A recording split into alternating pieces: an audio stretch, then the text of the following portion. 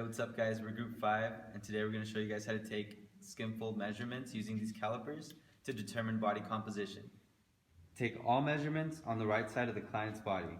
The client's skin should be dry and lotion free. Do not take skinfold measurement immediately after exercise. Identify and mark all sites before measuring.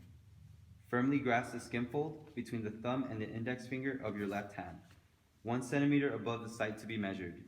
To grasp the skinfold, place the thumb and index finger about 3 inches apart on a line that is perpendicular to the long axis of the skinfold.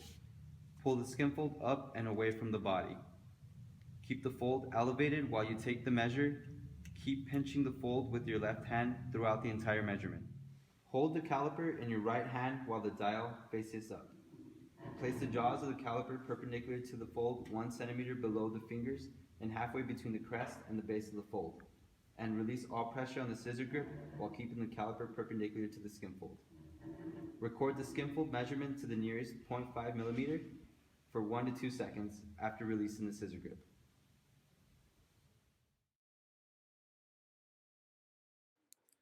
The tricep is a vertical fold on the posterior midline of the upper arm, halfway between the acromion and the olecranon processes, with the arm held freely to the side of the body.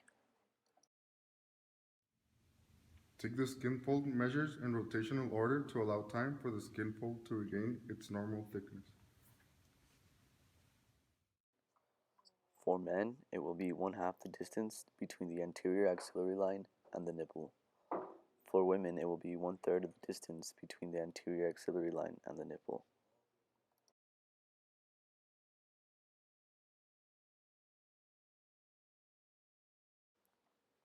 The abdominal will be a vertical fold, 2 centimeters to the right side of the umbilicus.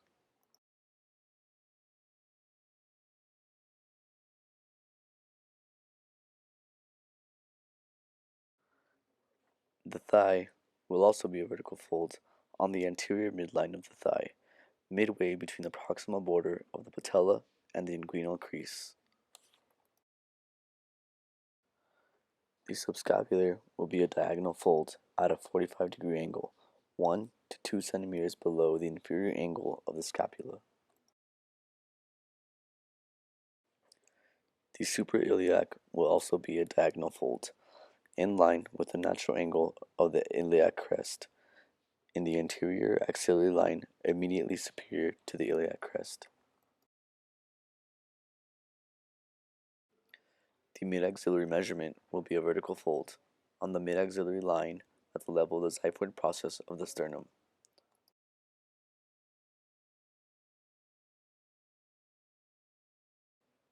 These two equations are used to determine the body density of both male and female participants using the measurements taken from the Skinfold Assessment. The following equations determine body density, which can be then converted to percentage body fat. The following are two of the most commonly used body density regression equations.